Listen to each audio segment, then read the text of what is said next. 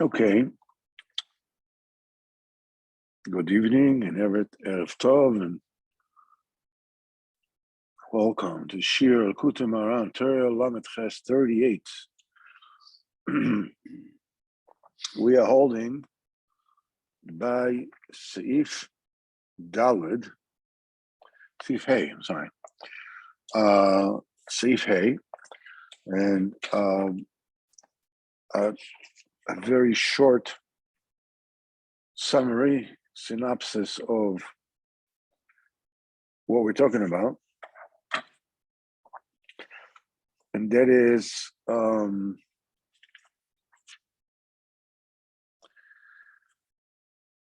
every person needs to find within himself to check at all time how connected is he to HaKadosh Baruch Hu.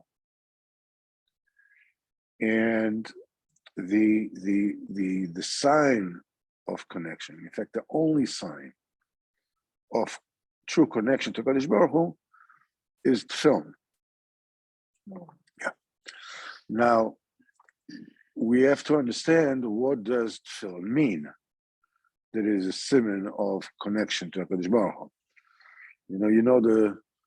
All know the Maisa with the Baal Tanya, that somebody came to him and he said, he went out of shul wearing tefillin, and he was beaten up by Psagoya Shegitz. So he told the Baal Tanya, you understand? It says, Varuch chol ha'me'aretz kishem Hashem nikra alecha. All people of the land will see that the name of Hashem is called upon you. Yaru mimeka, and they will fear you. And the Gemara says, that's a tefillin. So how come, the guy beat me up? Right? What's the deal with that? This is messed up. Yeah. So Baal Tanya told him, the idea is that the tefillin should be in your head, not on top of your head, for them to fear you. Yeah. It's not enough to be on top of you. It should be inside your head. We'll see what it means. The tefillin are inside your head. This is what Rabbeinu is basically talking about. And in order to get to the level of tefillin, of dveikus, the process, like all the ascension of all the oilamis, all the worlds, always have to be from bottom up. Let me just ask Rabbi Weiss, do you see me sideways or straight? Hello? Rabbi Weiss, can you see me sideways or straight? You see me sideways? No, I mean, you see me okay, or do you see me like on my side? You see okay, all right. Okay is okay. It's just last week I recorded it, and the video came out. People have to watch it this way. Okay. Anyhow, so ascension starts from the bottom, all right? And it starts from the dibur. Rabbeinu starts by saying that the dibur is, we know the dibur is the Hashem Yisbarach's presence in you. Vayipach be'apav nishmas chayim, vayil nefesh chaya. It says, it says, anybody who blows his own essence from within him. Vayil ruach memala, vayil nefesh chaya. It says, you can ruach memala, a talking spirit. In other words, the ability to speak is Hashem's presence within you. And it has to be that way, because otherwise there'll be no way between the creations to communicate with their creator, because the Kodesh Baruch Hu is totally abstract, and we are totally, defined, Gashmias. So, I mean, it's davar v'hipuchai. I mean, there's no communication along that path is impossible. So how is it? So by HaKadosh Baruch Hu putting His own essence into us in the form of koyach hadibur, the ability to speak. That is the way that we are climbing on the ladder all the way to dveikus, to connection to HaKadosh Baruch Hu. But there's a klipa along the way that stops. It's called ketz kol basar. That's the Yetzer Hara, to point out what's wrong with everybody else and to put an end to everybody else. And want to say everybody is worthless and so on. Ketz kol basar balafanai. And that thing is excited into being by a person not controlling his mouth. Ketz kol basar incites a person to speak diburim that are either forbidden or unnecessary. There's different kind of, but lemaisa, a person needs to squash down that clip of ketz kol basar, that craving to put others down and to be judgmental. And that starts elevating the dibur. Once you machnia the ketz kol basar, the dibur starts coming up. So Benu says that dibur starts coming up. So the first thing that comes up is the head of the dibur. The head of the dibur is the dibur shel emes. Rosh dvarcha emes. The head of your dvarcha, of your dibur, is emes. It goes up to its shirish. The shirish, we explained, is the 5 fingers of the left arm, and it rests upon the left arm, next to the heart. We went through a lengthy explanation of what this means. And the way to do this, the way to actually cause this to happen, how do you do it? Where is the left hand? Where are the fingers? It's a dibur. Or bite my nails. How's it working? And it says the way that it works is through limud Torah when it's difficult, when you have hurdles on your way that don't let you. It could be financial hurdles. It could be attention deficit disorder. It could be a lack of time. It could be just the fact that I'm just not the sharpest tool in the shed. It's okay. It doesn't matter. All those, that kind of resistance, is the thing that elevates the dibur, the emes, the dibur, to its shirish. So after we've explained, this is a synopsis of basically until now. So we explained the limit of Torah, in poverty, in distress, in difficulty. The difficulty represents the time where the klipas are, dominating. That it's called night, that it's called dachkus, it's called lanias, whatever. This represents the unit of klipas. A person is therefore, when he keeps on learning through that resistance, he is squashing klipas down, the ketz kol basar, that control the dibur de kedusha, and it elevates the dibur, and it comes back to its root. The root is the gvuros, gvurot chai daberu, and so forth. And now we will explain how a person continues and gets to the light of tefillin. This is hey. When a person elevates the dibur to its shirish, to its root, hainu ligvuros, as we explained in previous.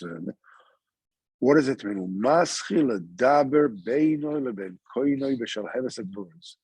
He starts speaking, with heated fire of gvuros between him and the Kodesh Baruch Hu.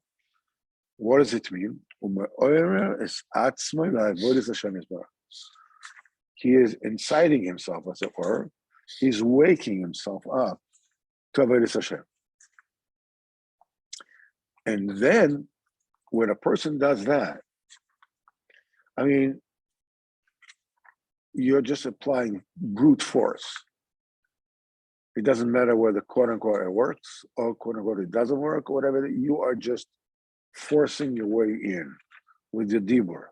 Tefillah b'koyach. The Son of Rabbeinu, speaks about many terms.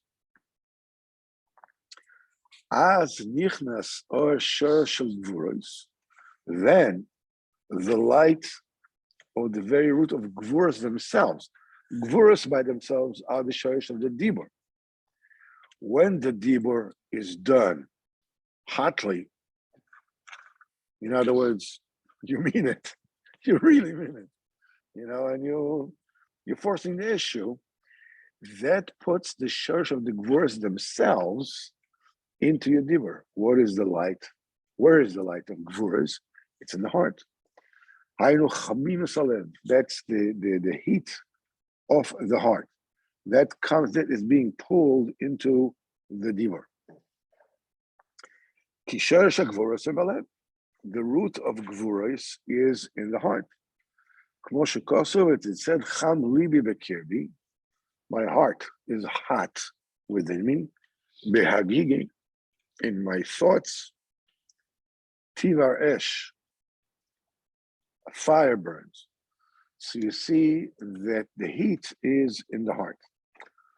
Also,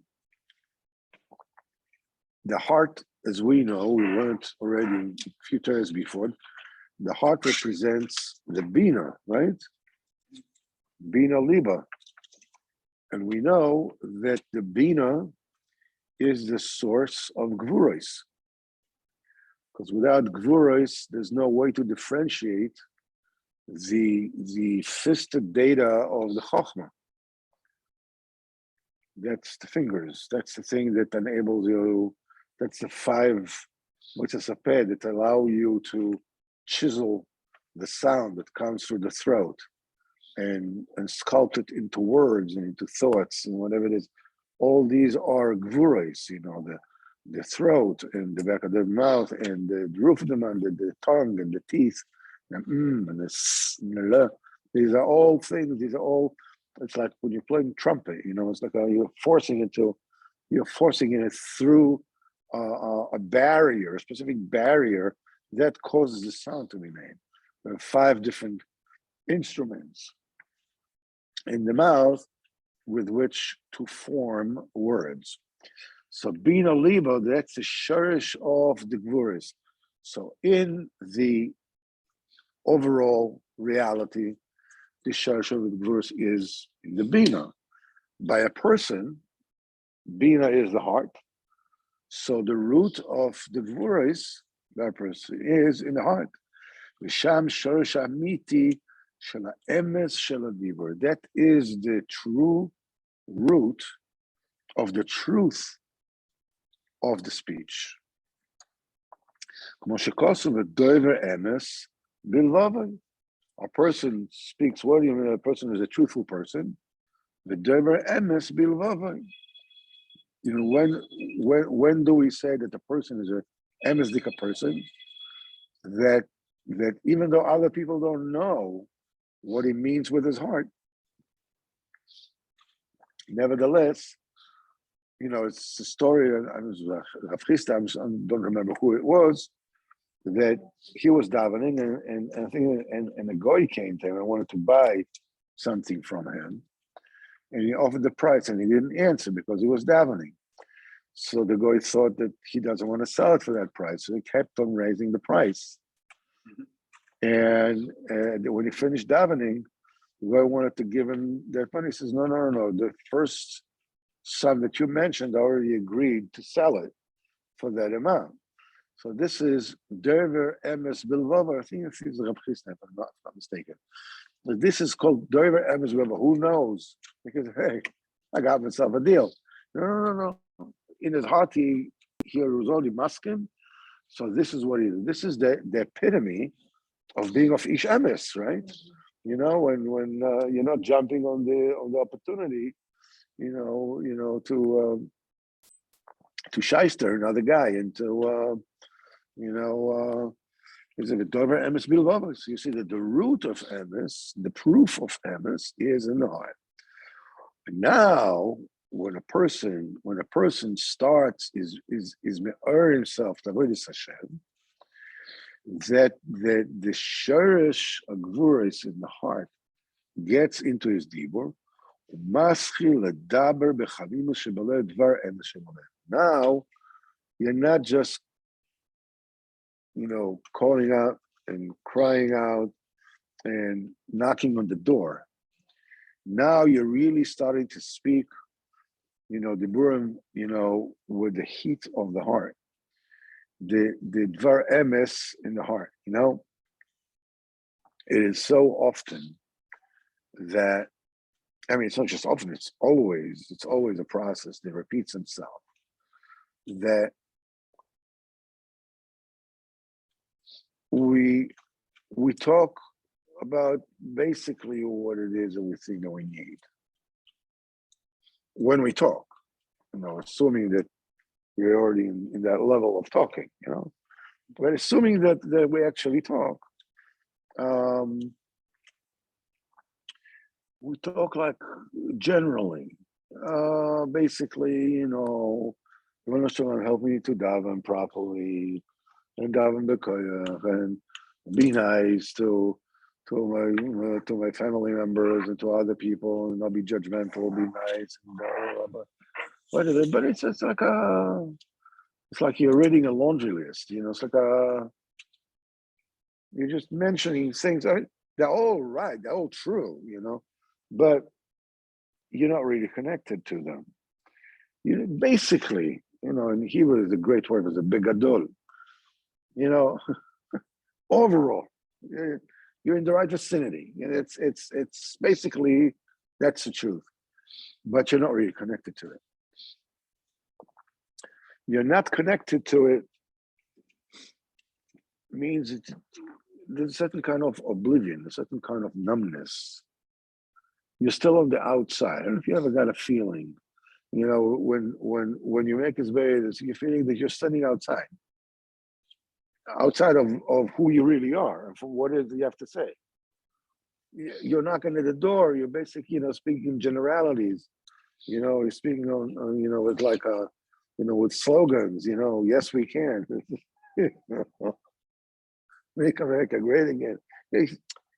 You're just, in sound bites. You're not really talking. You know what I'm saying?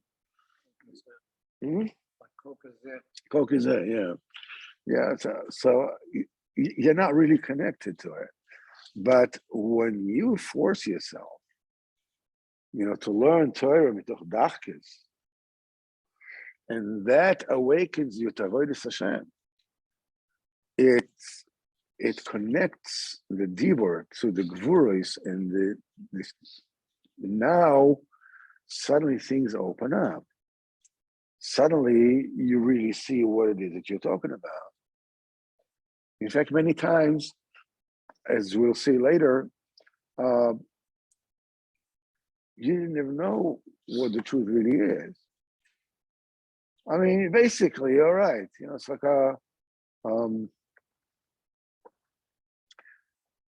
let's see what Rabbeinu explains.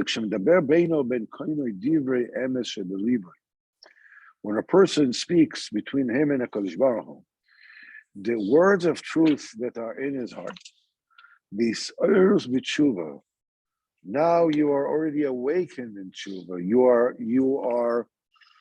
You're into it. You're excited into tshuva. He sees his own lowliness.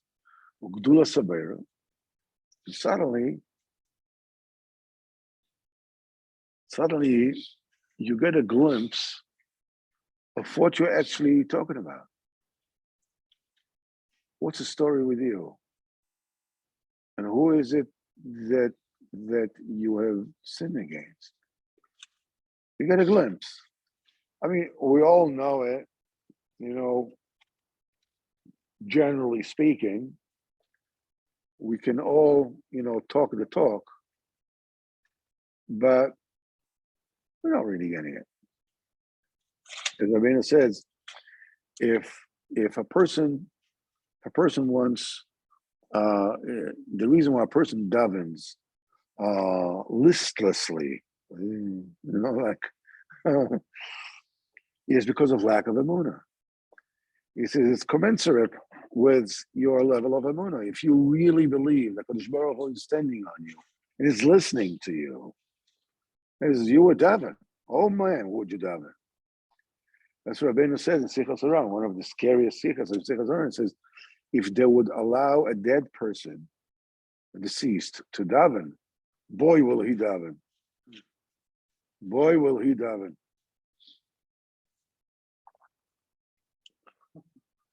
So, because then then a person knows. As Rabbeinu says, that when a person lies, on the ground with the feet to the door after 120 years, he says, then he will know that if he would have listened to me, I would have brought him to every madrega in the world. There's no madrega in the world I wouldn't have brought him to. Any madrega, any level in Avodas Hashem, I would order to any madrega in the world. I can bring it to any madrega in the world if he only would have listened to me. He says, but then it's going to be too late. Hashem is saying that if only he would listen to me. No, Rabbeinu said that when a person, after he passes away, before they take him out, he would know that if only he would listen to Rabbeinu would have brought him to any madrega in the world, in Ruchnius. He says, but then it's going to be too late. It's something that you need, that's something you need to do before. Then it's they say that among doctors there's a joke that goes that they say that surgeons don't know anything. They don't know medicine, but they do everything. They do surgery. They don't know anything about medicine, but they know what they know. They know surgeons. Basically, their knowledge of medicine is limited. Basically, it says, but they do everything. They are the ones who actually do. They do surgery, whatever it says. It says internists, they know everything, but they do nothing. They know medicine from beginning to end, but they don't do anything. They don't. And he says that it's a psychiatrist says they don't know anything and they don't do anything. Just a second. And he said the pathologists know everything and do everything, but one day too late. So that's so what's we're talking about suddenly when you're waking up, you say, okay, I want to do tshuva, and you're doing it on faith, you're doing it with Isairos and Vuras, and suddenly it dawns on you, where I was, what I did, and who it is that I sinned against, and what is actually going to be, the result of everything. It was a funny thing, that I went to the doctor. I went to the doctor. I think it was Tisha B'Av. Was it something special? So he asks me, "Do you think a lot about death?" Yeah. I said, "Yeah." I said, "Yeah, every day." He says, "Do you?" So he writes, he wrote a demerit next to my name. There's nothing not normal. So, what else should I be thinking about? It's like, I understand. It's like, and it said that he was looking for that, but I'm saying I answered, I'm very much aware of it. It's not like he says, do you have any chas v'chalila, suicidal thoughts? It's chas v'chalila. What's am I crazy? No, but thinking about the tachlis is this is where it's at. But nevertheless, it's the main thing is suddenly you see, what did I do? What did I do? I thought nobody was looking. Well, it's not a big deal, no. A lot of people also doing it. They're doing worse. Okay, other people do worse. They did worse. No, put your hand in the fire. No one's because other people do worse. Or suddenly, a person sees, his lowliness and the greatness of Kadosh Baruch Hu. Until now, until now, a person he just threw his Averis behind his shoulder. Not a big deal. I remember I used to I know a lady, that not religious, and she says that God will forgive me. How do you know? God will forgive me. I don't know. Lighting the sign on Shabbat. How do you know? She's not from. Said I understand that, but it's a blah blah blah. It's flipping their lips. It means nothing. Until now, it's a big deal. So I watched the movie. So I spoke something I shouldn't have said. So I looked where I was not supposed to look. So, I wasted my time. Whatever it is that they did.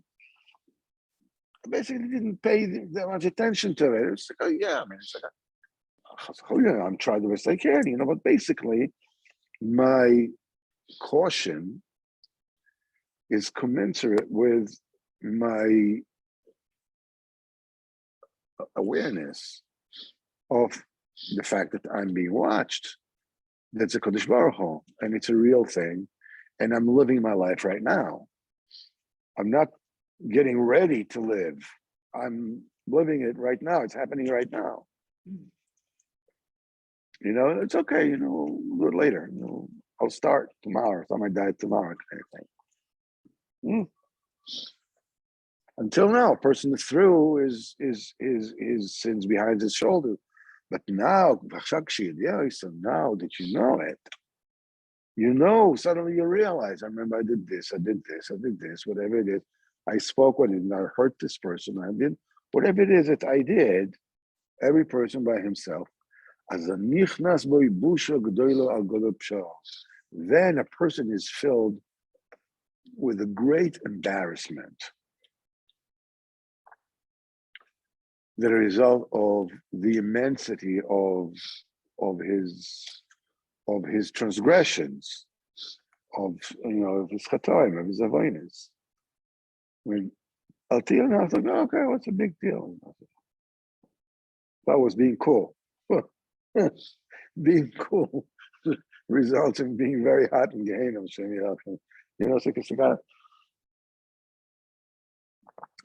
A person is filled with tremendous busha, a godol pshav keneged rav v'shalit yikora v'shasha d'cholavmin, who is the root and the ruler of all the worlds. Kodesh Baruch Hu. Kodesh Baruch Hu is the root of all the world, of all the elements.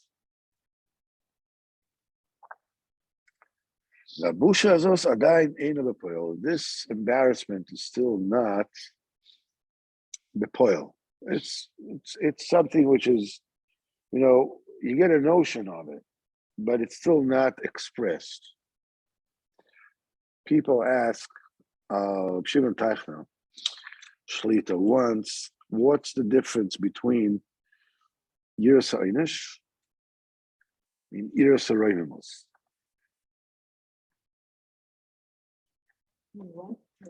Yiras HaEinish is a fear of punishment, and the fear of awe of Hashem. Yiras HaRoivimus, that's the tachlis of all the year. So he said, we spoke about it, 3 times before. Yerusaynish is you're coming with your family in your car to have a picnic. And you stop at the place and everybody gets out of the car. And suddenly, about 500 meters away, half a kilometer away, you see a lion. You get into the car and you drive away. With your family. You get into your car with your family and you drive away. That's Yerusaynish. That's Yerusaynish. You see a lion half a kilometer away, you get into the car, you drive away. What are you, nuts? You say, yes, sir, Aroimus is if you see a lion 10 feet away from you, you're frozen. You can't, even if you have a gun in your hand, you can't do anything. You are like, you're fossilized. You're so, unless, I don't know, you have a lot of training, whatever, but normally you're just like, you're just one piece of fear. There's no other existence except fear. That's Yiras HaRoimos. That's the awe of Roimos. That's the fear of the awe of Hashem. That's the level. But this busha is still not bepoil. The embarrassment is still on the inside. The ein misgal al panav. It still does not reveal on your face.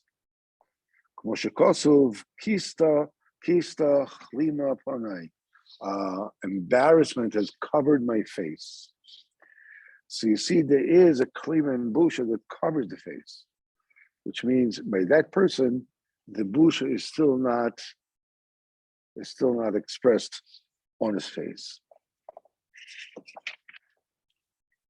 Izoisa busha, that kind of busha, he kodem tshuva. That's what you feel before you do tshuva. Zeyadua en doime ben kfar ben krach. We know that a citizen of the big city of metropolis is not like some kind of hillbilly from the village. The one is that it's from the capital. He knows the king. The one from the guy from the Hicktown. What does he know? There's no. The whole much in the Korb Yosel HaMelech, the closer you are to the Melech, Bosh Togodo, then your embarrassment is greater. The whole the more you're cognizant of the covet of the Melech, you're more embarrassed from the Melech. So it goes from embarrassment to shame. Yeah, what's embarrassment and shame? We're talking about shame, talking about one and the same. The kodem tshuva, before a person does tshuva, his knowledge is still minuscule. It's still sketchy. It's embryonic. Basically, you're starting to have an idea that you're in hot water. But it's, sometimes the waters are cooler. You don't really feel that. That keeps away the busha away from your face. Because the sins, they dumb down a person's mind and awareness. Yeah, basically, yeah. I mean, I'm embarrassed, but okay, life goes on, right? There's the spirit of folly that's within a person. A person does not make an avera, he's infused with the spirit of folly. But afterwards, choice tshuva, when a person actually does tshuva, u'misir mimenu atipshus, and he actually takes off the foolishness. And his seichel is being added.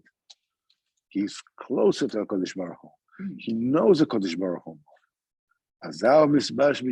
Then he's really embarrassed, really ashamed. When it's Gala Busha al Panov, and that suddenly the busha, the embarrassment, is expressed on his face. Now the person blushes, it's like, you can burn from busha, the face can get really red.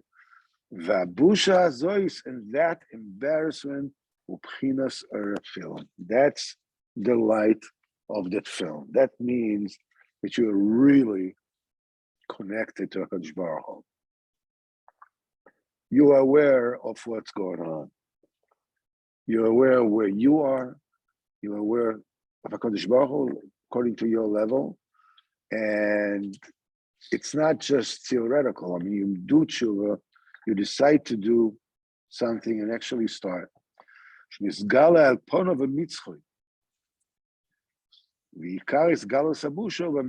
main revelation of the busha is in the forehead.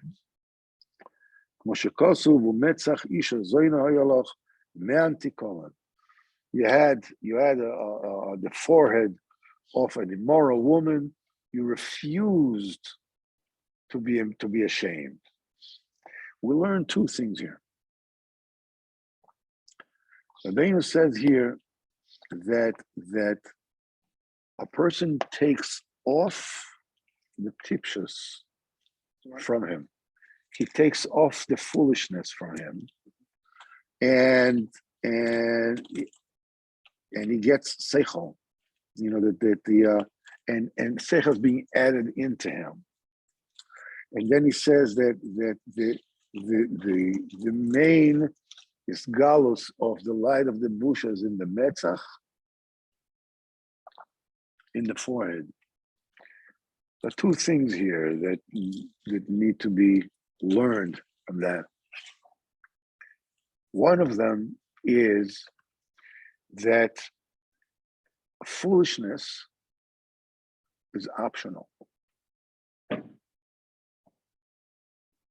There's so many things that we think are dependent on what the situation is.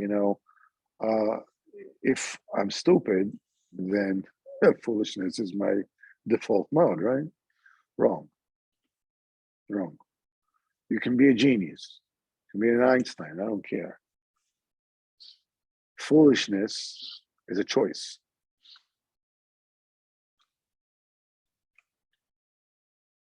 Because the Gemara says, Kadosh Baruch Hu yoyev chochma l'chakimim. Kadosh Baruch Hu gives chochma to those who are wise. So Nosson asked Rabbeinu, so what will the fools do? Yeah, Kadosh Baruch Hu gives chochma to those who already have chochma. So what will a person who is a fool, what is he supposed to do? So Rabbeinu says that the chochma that the Gemara is speaking about, every single Jew has. Which means the Kadosh Baruch Hu is the boss. He's your creator. He put you down in this world for a reason, for you to do what it is that you need to do. And at a certain point in time, the clock runs out, and you're going back home. Okay, and then there's accounts to be settled. That kind of chokhmah, that's the chokhmah amitis. Everything else is foolishness. In fact, all the different kind of chizuk and isairus are just different ways of navigating the troubled water of this world. Because you can't just go, if you see, people sailing sailboats. When they're saying sailboats, how can a sailboat go against the wind? You can't do that. So what they do is they go in zigzags. and they put the sails, in an angle so that they zig against the wind, and then they zag against the wind, and then they zig, and then they zag, and altogether they are actually going against the wind. There are certain situations when a person finds it and says, I can't believe I'm doing something and I keep on doing the same thing over and over and I can't stop it. If you would just go against the wind, tachlis is you live in this world, time comes when it's time to leave the world. What am I doing to myself? There's no hope for me. This is trying to go a sailboat, trying to go against the wind. Then comes the tzaddik and says, now, if this is yoga, first of all, relax. And give you chizuk. Then the time is not on you, don't go against it. No, it's time to say, be easy on yourself. Baruch Hu loves you, the way you are. And B'ezrat Hashem, savlanut, patience, you're able to get there.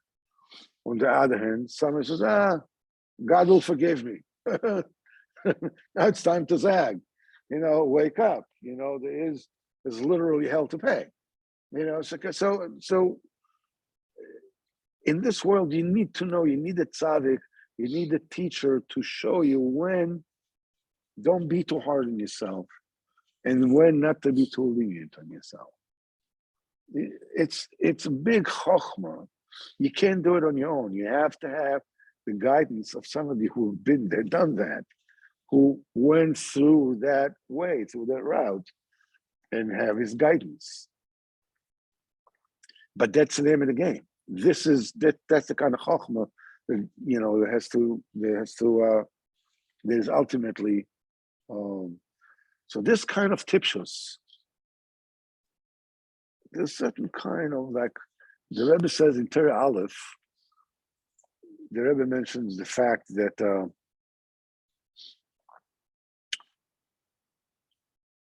anybody who does Averis is a meshuggah. Yetzirah wants to make a person crazy. So it's same pasuk, en odam over Avera, elam knichnas ruach shtus. So the Rebbe says over there that the Torah is like a crazy person. It says you beat him up and you put names on him. Shemesh the kedusha to take the ruach ra from this person. Because the Torah is a pchinas vav, it's a makel, it's like a stick. The Torah does both things. It has shemus and it beats a person, beats sense into a person. So the question comes, beating a person, and you speak to psychiatrists in psychiatric, basically an electric shock is beating a person up. That's what it basically is. So he's really afraid. Shemus means there's a spirit, there's some kind of a shigon of madness in him.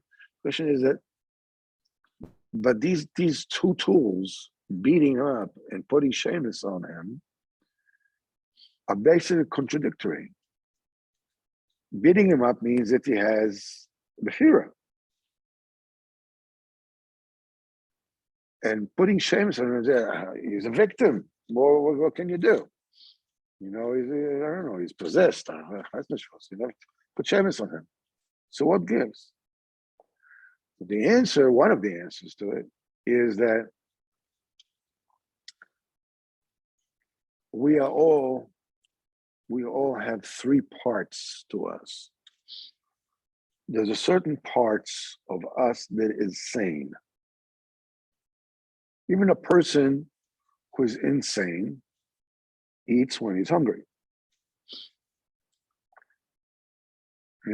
Ties his shoes, not ties his shoes, gets dressed when it's cold, or whatever it is. There's some semblance of sanity in everyone. At the same time, on the other side, each and every one of us, when Nosson said, I knew one normal person, one. Which means everyone has some kind of a degree of insanity. Like, I have options. It's okay, I have time. Don't worry, I'll get there. It's insane. It's insanity. Likutey says we're all like a person who is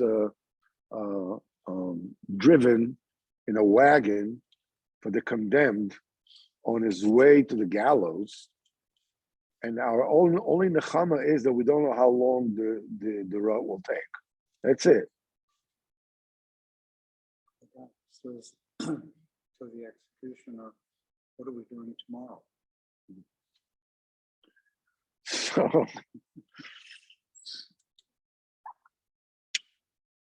but the thing is that between that part of me that is insane and that part of me that is sane, there's another part. That part that takes for granted, since I'm insane anyhow, even though I understand I shouldn't be doing these things, I just don't care. They say that when they put people in mental institutions, they start behaving in a way which is much more crazy than they did when they were on the outside. And the reason for it is I'm in the mental, institution that says, anyhow, we're supposed to put up a face, I'm supposed to put a facade that I'm normal. Why bother?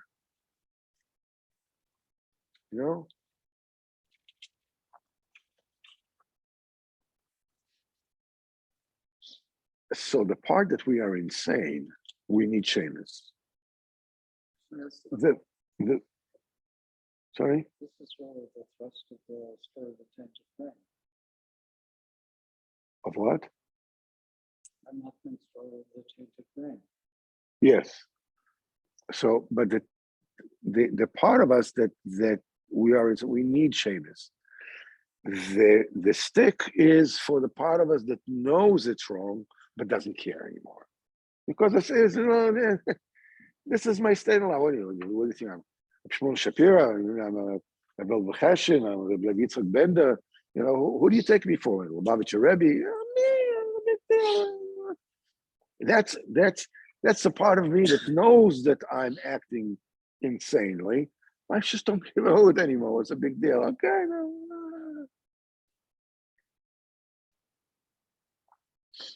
So it means it's a choice. And what Rabbeinu says is that when you take away the stupidity, it's a decision. It's a decision. No, we're going to do. No, you're not. You're allowing yourself to be dumb. When you take away the dumbness, and you're resolute,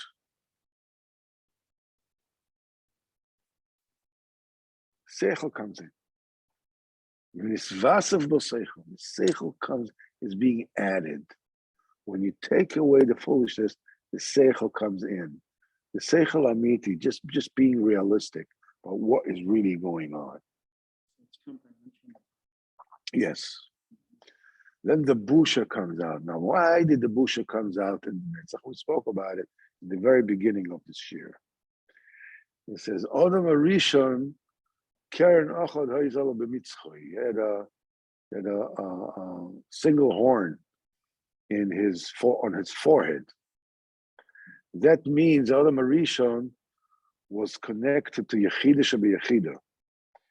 This is a mitzchoy, is the place where you put on the film, right? It's the place where the cranium of a baby is uncovered. This is the metzach. This is your connection to HaKadosh Baruch Hu. That's why we call the Rav of the Ravim is the metzach, is in the metzach. The connection, the rotzen is in the metzach, in the forehead. the true connection to HaKadosh Baruch Hu. Bezat Hashem, HaKadosh Baruch Hu will help us learn Torah despite the difficulties that we encounter. And Bezat Hashem, start talking between us and HaKadosh Baruch Hu. And be B'Sayr and call out HaKadosh Baruch Hu to wake us up, Bezat Hashem. And then Bezat Hashem will get some real fire into our Diburim. And Bezat Hashem to this kind of, this embarrassment. The Rebbe was, you would just sit there, and just blush. I mean, actually ask for nothing. Are you blushing before HaKadosh Baruch Hu? The Rebbe used to blush. Just in the Yira. We sit by the table, the Rebbe touched the table, the entire table was shaking from Yira. What the Benus Mishamish, quite a few stories about him. He told Rabbeinu that if you wanted to, Rabbeinu says that if he will reveal his Yira, he says people won't be able to stand around his house. So his Mishamish said that you wanted to taste the Rebbe's Yira. He says you won't be able to take it. He says nevertheless. So I don't remember what Rabbeinu did. His Shamish fell down on the floor and was crying, and was braying like a behemoth taken to slaughter. He couldn't talk. He couldn't do anything. He was just on the floor and just screaming in anguish. That's all he could do until the Rebbe. No, that's the Shamish. Rabbeinu gave him a taste. He said he wanted to taste the Yeshemaim of Rabbeinu.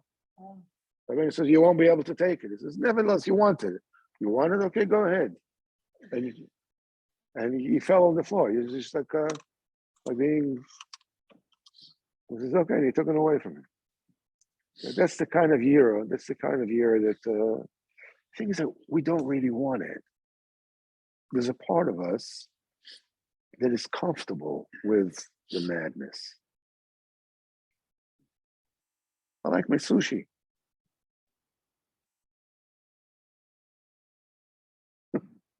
I was standing here. That's madness. That's Shigorin. Shezbah was at Hashem.